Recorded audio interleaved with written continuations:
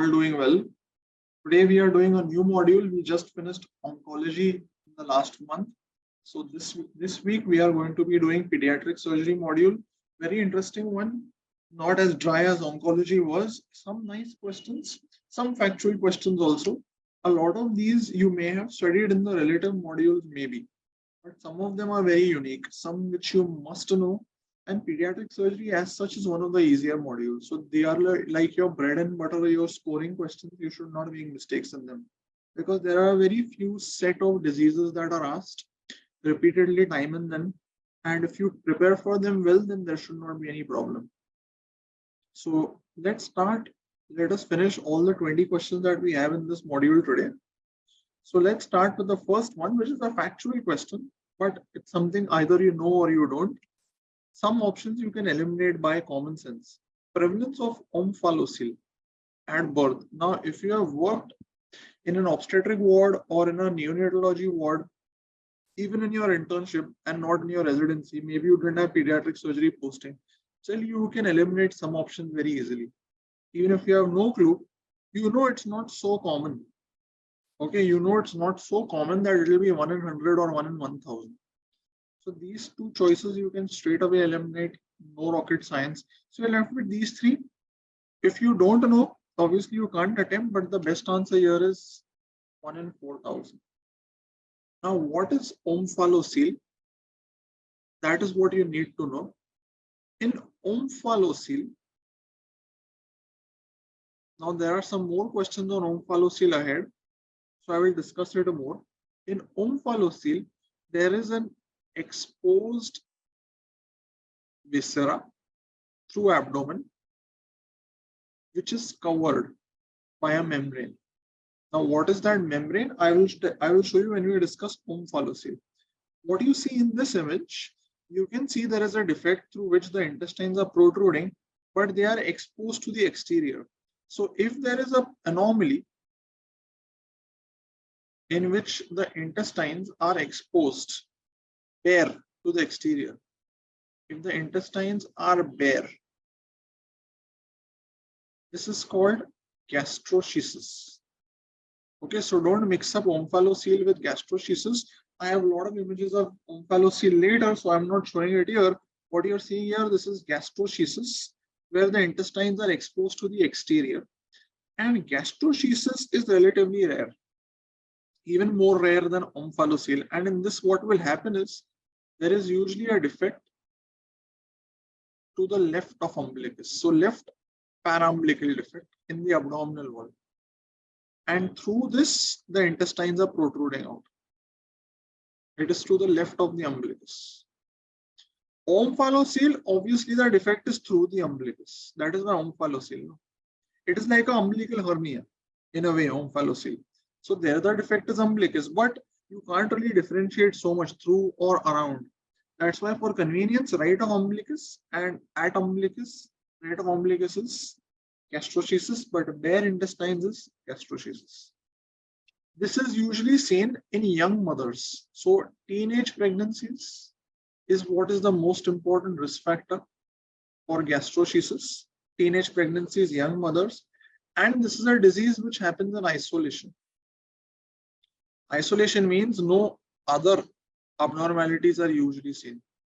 In omphalocele, there are many other abnormalities which are seen, which we will discuss later. So mainly, these are the important MCQ worthy points that you need to know about gastroschisis. Let's move on.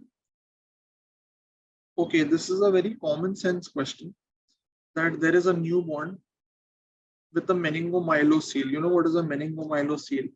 Where there is it's a type of a neural tube defect through which the neural and the coverings are, the meninges are being exposed. It can be seen at the skull level or at the spinal cord level.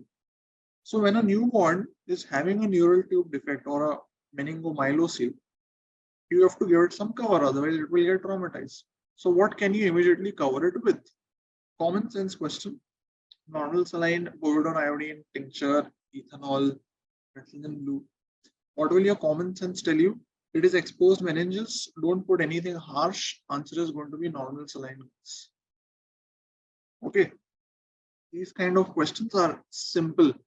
The more you think, the more you are like, oh, do I need something antiseptic? No. Anything that you will put can traumatize it. So normal saline gauze is what you will cover it with immediately. Obviously, eventually these defects have to be repaired. Okay, this is an important question. They like asking these kind of questions. Different timelines for different surgical treatments of pediatric surgery. That's what pediatric surgery really is, isn't it? One is the presentation, other is the timeline for treatment. So what is the ideal time for repair of cleft palate? Now, cleft palate can happen in isolation, or you have cleft lip in isolation, or you have combined cleft lip and palate. Irrespective, each of the components are repaired at different timelines. So when do you repair it? Yes, 9 to 12 months, 18 to 24 months, 2 to 3 years, after puberty, 5 to 6 years. All options seem very correct. So the ideal time for repair of cleft palate, especially of soft palate,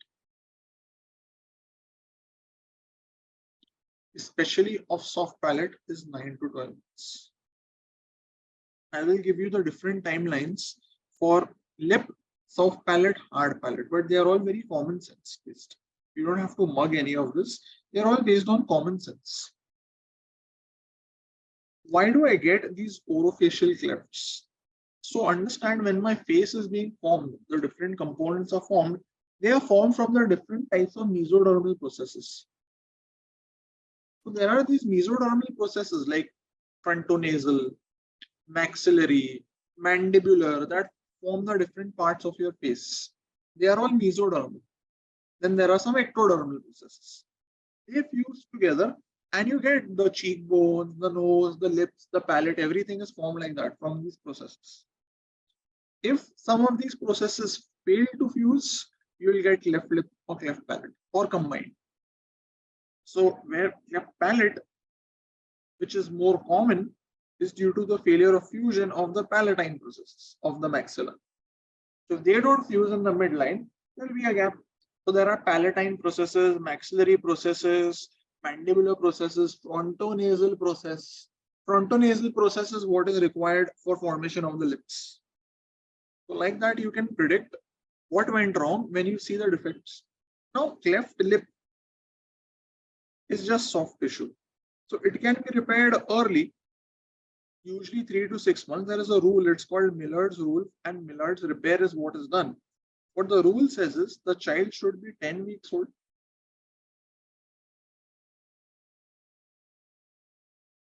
10 kg weight and 10 grams hemoglobin.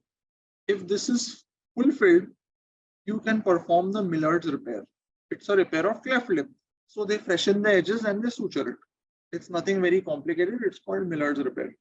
When do I do it? 3 to 6 months. Soft palate is going to be repaired early. Again, 6 months. The question was 9 to 12 months. But within 6 to 12 months is when you are going to repair it. Hard palate is repaired later. Understand, bones are repaired later to allow them to grow. If I cut the bone too soon, its ossification may get hampered and then the child may have some dysgenesis of the hard palate. So whatever bony abnormalities are there, they are going to be repaired later. A lot of times the children with cleft lip and cleft palate, they have dental defects. Those dental defects, abnormality of dentition, is after puberty or at puberty, after dental growth is achieved. So abnormality of dentition, this is also very common. They have crowding of teeth and so on and so forth. That is done in adolescence. All right. So try to get these answers with common sense and don't try to mug every damn thing, because the more you mug, the more you will get confused if the options are very close. But if you are well aware of what has happened and why it has been done, then it will be very easy to solve these kind of MCQs, right? So that is about orofacial clefts.